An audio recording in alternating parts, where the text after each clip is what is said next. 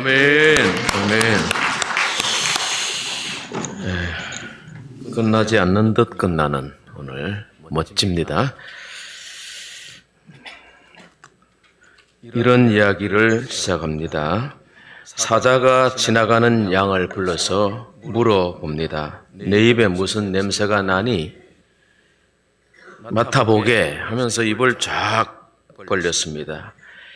양이 사자의 입 가까이 대고 킁킁 냄새를 맡더니 말합니다. 사자님, 고약한 냄새가 나는데요? 그러자 사자가 기분 나빠서 양을 잡아먹어 버렸습니다. 다음 날 늑대를 만납니다. 늑대야, 내 입에 무슨 냄새가 나는지 맡아봐. 늑대는 자기도 양 같은 신세가 될까봐 두려워하면서 사자에게 말했습니다. 아무 냄새도 안 납니다. 사자가 화를 내면서 이놈이 거짓말한다고 늑대도 잡아먹어버리고 말았습니다.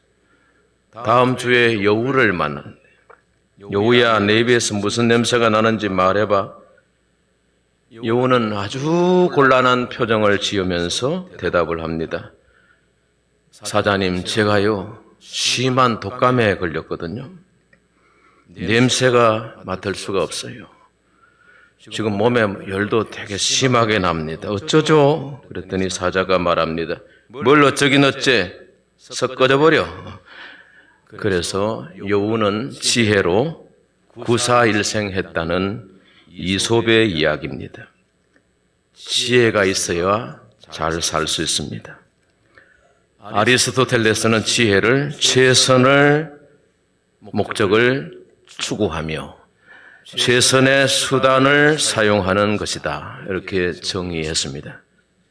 이걸 지혜라고 하는데 성경은 호크마라고 부릅니다. 관찰하고 경험하고 생각함으로 얻는 바를 가지고 올바로 생활할 수 있는 능력, 이것이 지혜라고 하는 것입니다. 지혜를 어디서 얻느냐? 사람 사는 땅에서는 찾을 수 없다. 지혜를 구하라 말씀하셨습니다. 지혜가 있어야 합니다. 솔로몬은 1000번째 제사를 드리면서 소원이 있었습니다. 지혜를 얻어야 되겠다. 하나님께 지혜를 구하죠. 내가 네게 무엇을 줄고 너는 구하라. 솔로몬이 부와 수와 원수의 생명멸하기도 구하지 아니하고 듣는 마음을 주십시오. 듣는 마음이라 그랬습니다. 들어야 알게 되는 것입니다. 우리는 오후에 하브루타 학가다 말씀 나눔으로 서로의 생각을 듣습니다. 설교 시간에는 일방적으로 듣지만 하브루타 시간에는 서로 말씀을 가지고 내 생각을 얘기하는 겁니다. 하브루타라고 하는 것은 네 생각은 어때? 이렇게 묻는 것에서 시작하는 겁니다. 생각을 말하는 것이니까 틀린 건 아니겠죠. 다른 것이겠죠. 다른 사람의 생각과 말을 경청하고, 그래서 듣고 지혜가 넓어지는 것입니다. 이스라엘의 지혜가 많아진 것은 이스라엘이 세계적인 석학들이 많이 일어나는 것이고, 많은 영향력을 끼칠 수 있었던 것은 바로 이런 정신, 지혜를 사랑하는 민족이에요. 하나님의 말씀에서 지혜가 온다는 사실을 알고 말씀을 파는 겁니다. 말씀을 읽고 묵상하고, 나는 이렇게 느꼈는데 너는 어때? 나는 이런 큐티를 했는데 너는 어떻게 생각해? 이렇게 묻고 대화하는 겁니다. 부부가 됐든 친구가 됐든 성도들이 됐든 우리 텐트에서가 됐든 말씀을 나눔으로써 하늘로부터 오는 지혜, 성령이 공급하시는 지혜를 얻게 되는 것입니다. 지혜를 구하고 지혜를 소중하게 여기고 지혜로 말미암아 번성케 되시기를 축원합니다. 욥기 28장 12절에 보니까 그러나 지혜는 어디서 얻으며 명철을 얻는 곳이 어딘고? 그 길을 사람이 알지 못하나니 사람 사는 땅에서는 찾을 수가 없다. 그렇기 때문에 여러분 지혜를 구하라 했습니다. 구하라 주실 것이요 찾으라 찾을 것이라. 무엇을 구하고 무엇을 찾을 것입니까? 사람들은 다 육신의 일을 구합니다. 건강 주십시오. 집 주시오. 밥 주십시오. 또 잘되게 해주십시오. 합격시켜 주십시오. 좋은 직장 주십시오.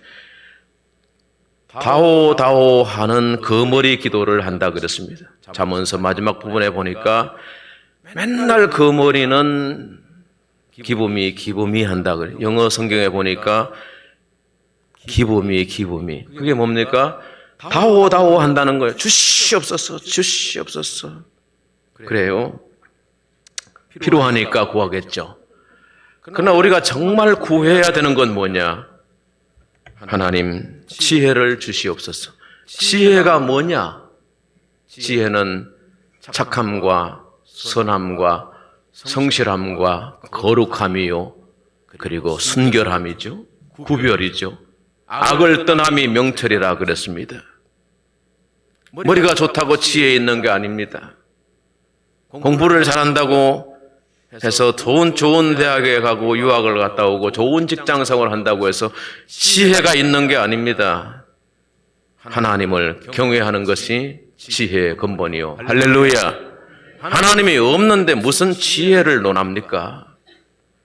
하나님과 끊어져 있는데 무슨 지혜가 있습니까? 그 사람은 머리가 좋은 것이고 그 사람은 공부를 잘한다는 얘기죠. 그 영역과 지혜의 영역은 전혀 다르다고 하는 것입니다. 지혜가 있어야 합니다. 하나님을 사랑해야 합니다. 하나님을 두려워하고 섬겨야 그게 경외하는 생활입니다. 여러분이 다 지혜의 사람이 되고 하나님께 그 지혜로 말미암아 인정받는 의인들이 되시기를 축원합니다. 본문 20절에서 28절까지 솔로몬이 얻은 지혜로 말미암아 솔로몬의 영향력이 대단히 커졌습니다. 20절에 인구가 바다 모래같이 많아졌다. 21절에 솔로몬이 그 강이라 그랬는데 저 북쪽 유브라데 강에서부터 블레셋 사람의 땅, 지금의 가자 지구까지 애굽의 경계까지 미치는 모든 나라를, 민족을, 족속을 다스렸다 되어 있습니다. 22절에 23절에 왕궁의 하루 음식물이 어마어마한 양을 먹습니다. 고운 밀가루가 얼마고 살찐 소가 얼마고 양이 100마리라고 하면 그리고 살찐 새들도 다 지방 장관들이 돌아가면서 진상을 올렸고 이거를 한번 상상을 해보았어요. 도대체 이걸 혼자 다 먹겠어요? 그만큼 사람들이 손님들이 많이 오고 외국에서 사절이 오고 궁궐에서 섬기는 일꾼들이 있으니까 이만한 양이 들지 않겠습니까? 솔로몬이 잘 먹고 잘 살았더라 이걸로 종결했습니까? 먹고 마시는 것이 이게 죄가 될 수 있어요. 하나님을 두려워하지 아니하면 나중에 이걸로 다 정욕이 들어오고 그리고 이걸로 다 망해지는 거예요. 잘 사는 거 좋아하지 마세요. 웰빙 해야 됩니다. 웰빙의 뜻은 뭡니까? 잘 존재하는 것이죠. 잘 사는 것이죠. 헬스하고 좋은 것 먹고 보약을 챙겨 먹고 그런다고 웰빙이 될 것 같으면 뭐하러 교회가 있고 뭐하러 하나님을 믿습니까? 웰빙은 영원한 것이에요. 지금도 잘 믿음으로 살고 그 삶이 영원한 것 이걸 아는 사람들이 바로 믿는 사람들이라는 말이죠. 지혜가 있기 때문에 우리가 그걸 알게 되는 것이고 조금 부족해도 아파도 또 물질적으로 어려움이 있어도 감사할 수 있는 것이죠. 힘들어도 다 내려놓고 주일 성수할 수 있는 것은 지혜가 있기 때문에 그렇습니다. 지혜의 근본이신 하나님을 경외하고 믿음 생활하는 것만큼 능력 있고 영향력 있는 삶은 없습니다. 솔로몬은 그의 통치의 경계가 강을 넘었다 그랬어요. 24절에. 25절에 솔로몬 시대에 평화가 임했다고 했습니다. 포도나무 아래와 무화과나무 아래에서 평안히 살았다. 그 지혜로 통치하니까, 그죠? 우리가 3장 뒤에 보지 못했습니다마는 솔로몬이 그 지혜로 명재판을 하지 않습니까? 아기를 낳는데 이곳에 사는 여자가 훔쳐가더니 내 아기라 그래요. 그래서 솔로몬에 갔더니 칼을 가져오라. 그래서 아기를 둘로 나눠서 반반씩 나눠줘라. 그러니까 진짜 엄마가 살려만 주시라고, 그저 저 여자에게 주시라고. 그러니까 네가 어머니가 맞다 그러지 않습니까?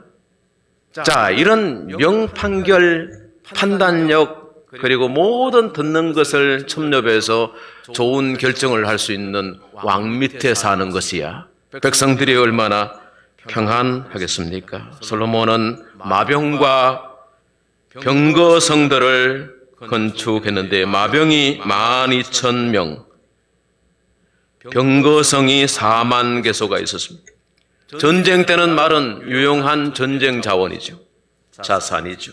그러나 평소에는 물건을 수송하고 사람들을 실어 나르고 각 거처마다 전부 네트워크를 만들어서 물자를 수송하고 사람들이 왕래했으니까 바로 이 마병의 그 병거성들은 바로 그것이 네트워크, 지금이라 말하면 네트워크가 되겠죠. 그러니까 나라를 잘 조밀하게 짜고 그리고 잘 세워나가고 그러니까 영향력이 확대된다는 얘기죠.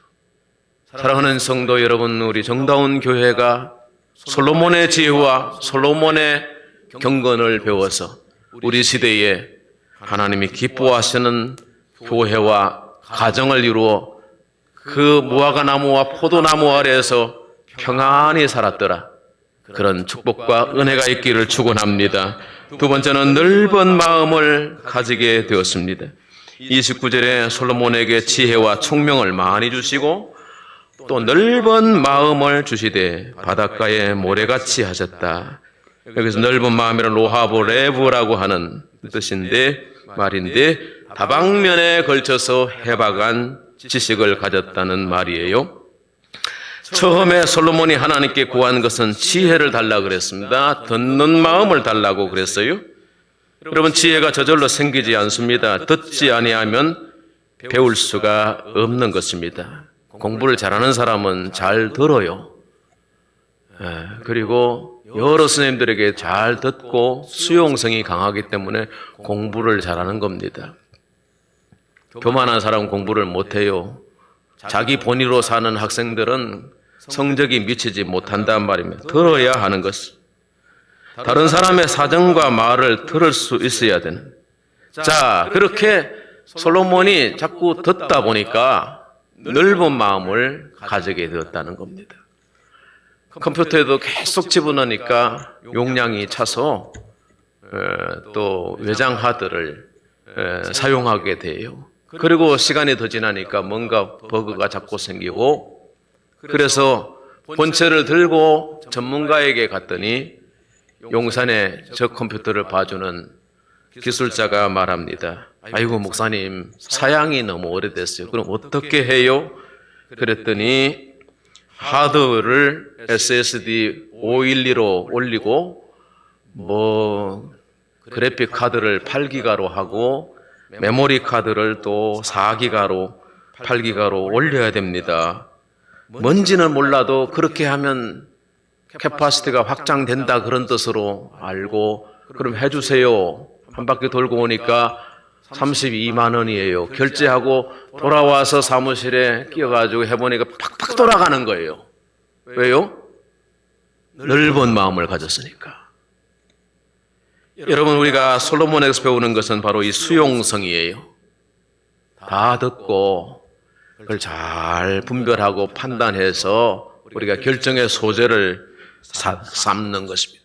여러분, 지혜와 지식의 차이가 현격합니다. 오늘 사회를 지식과 정보의 사회라고 그러는데, 지식과 정보가 우리에게 가져온 유익이 뭡니까? 문제 해결의 능력, 의사결정의 능력을 향상시켜 주었습니다. 경제와 기술을 발전시키고 편리와 풍요를 가져왔답니다. 그리고 삶의 질을 향상시켰습니다. 교육과 의료와 행정 모든 서비스 여러 영역에서 접근성이 높아지고 정보사회에 우리는 대단히 편리한 세상에서 살고 있는 것입니다. 지혜는 이것과 차이가 현저하게 크게 차이가 있습니다. 지혜를 얻으면 우선 하나님을 사랑하게 되어 있습니다. 교회를 사랑하게 되어 있습니다. 주님의 몸된 교회를 귀하게 여깁니다. 몸된 지체들을 귀하게 여겨요.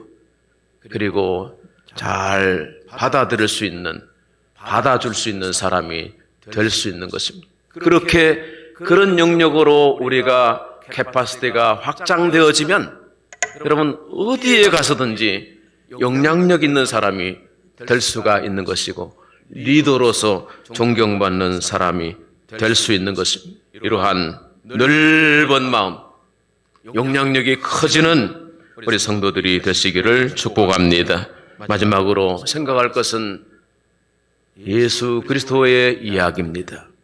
솔로몬 이야기하는 것이 아니라 성경은 다 구속사를 비추고 있는데 솔로몬을 통해서 너는 예수를 만나라 이 말씀이에요. 예수 그리스도와 솔로몬을 성경은 비교하고 있는데 비교 불가한 사람입니다. 예수님은 어떻습니까? 솔로몬보다 크시니라. 마태복음 12장 42절에 보면 심판 때에 니느웨 사람들이 일어나 이 세대 사람을 정죄하리니 이는 그가 솔로몬의 지혜로운 말을 들으려고 땅 끝에서 왔음이거니와 솔로몬보다 큰 이가 여기 있느니라. 남방여왕 앞에는 니느웨 사람 요나보다 크시니요 42절에는 솔로몬보다 크시니라 그랬습니다. 왜 솔로몬을 예수님에게 비교했습니까? 솔로몬이 지혜를 구했는데 그 지혜를 유지하지 못하고 뒤에는 망했다 이 말입니다. 예수 그리스도가 솔로몬보다 크신 이유는 지혜의 근원이시기 때문입니다. 솔로몬은 지혜를 선물로 받았지만 예수님은 지혜의 본체이십니다. 유대인이나 헬라인이나 그리스도는 하나님의 능력이요 하나님의 지혜니라. 예수께서 이 땅에 오셨을 때 말구유에 오셨습니다. 하찮게 여겼습니다. 홀대했습니다. 그러나 베들레헴에서 왕이 나셨다고 동방의 박사들은 별을 쫓아서 왔습니다. 예언의 말씀을 믿고 왕에게 보배합을 열어서 경배했다 그랬습니다. 예수님은 위대한 하나님의 아들이십니다. 솔로몬은 여전히 한계 아래에 있는 인간일 뿐이었습니다. 예수님은 사람의 마음을 아시고 모든 생각을 통촉하시며 모든 것을 아시는 전지전능하신 하나님이시기 때문에 솔로몬과 비교 불가하지만 솔로몬보다 크시다 말할 수 있습니다. 솔로몬은 뛰어난 왕이었지만 예수님은 만왕의 왕이셨습니다. 솔로몬의 통치는 제한적이었습니다. 그 왕권이나 영향력은 한 시대와 일정 지역을 넘어가지 못했습니다. 겨우 강을 건너서 몇 족속들을 다스릴 뿐이었습니다. 그렇지만 예수님의 통치는 온 땅에 두루 미치고 영원무궁합니다. 솔로몬의 통치는 40년으로 끝났습니다. 그러나 예수 그리스도 나라는 끝이 없고 그의 사역은 땅 끝까지 미치고 있습니다. 솔로몬은 죄인이었습니다. 실수하고 믿음도 식어지고 지혜도 식어졌습니다. 우상을 세우고 이방 여인과 쾌락에 빠져있고 결국 나라가 망해 나라가 두 쪽이 났습니다. 우리 주님 예수님은 죄 없으신 분으로서 이 땅에 오셔서 온전히 순종의 도를 보이시고 죽기까지 하나님의 말씀에 복종하셨는데 십자가의 죽으심이라 사람들은 그를 어리석게 여겼지만, 죄인 중에 괴수로 여겼지만은 하나님 그를 지극히 높여서 모든 나라 위에 높이 세우시고 모든 사람의 무릎을 그에게 꿇게 하시고 예수를 주 그리스도라 고백하게 되는, 할렐루야, 비교 불가한 솔로몬과 보다 뛰어나신 예수 그리스도를 우리는 지혜라고 부릅니다. 사도 바울은 십자가에 달리신 예수가 하나님의 능력이요 하나님의 지혜라고 그랬습니다. 말씀을 맺습니다. 지혜를 구합시다. 솔로몬의 그 순수한 마음으로 지혜를 구하고 찾고 지혜를 통해서 영향력이 커지고 하나님이 그를 기뻐하셨다 그랬습니다. 넓은 마음을 가졌다 그랬습니다.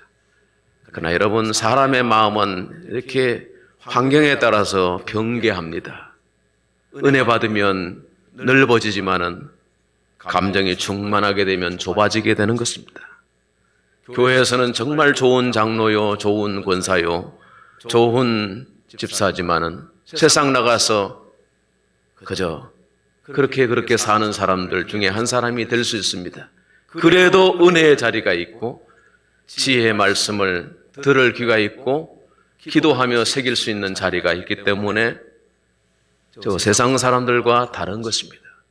세상을 부러워하지 말고 솔로몬이 가졌던 그 순수한 열정과 기도와 경건의 생활을 부러워하고 우리의 인생의 후반부에는 실패하지 않고 지혜를 잘 지켜서 하나님이 기뻐하시는 성도들이 되시기를 축원합니다. 하나님 감사합니다. 지혜의 말씀을 펴서 읽고 함께 말씀을 나누는 우리 정다운 공동체를 축복하여 주시고 우리 온 성도들이 솔로몬을 배우고 예수님에게 그 온전함을 배워서 하나님을 섬기는 경외자들이 되게 하여 주시옵소서. 예수님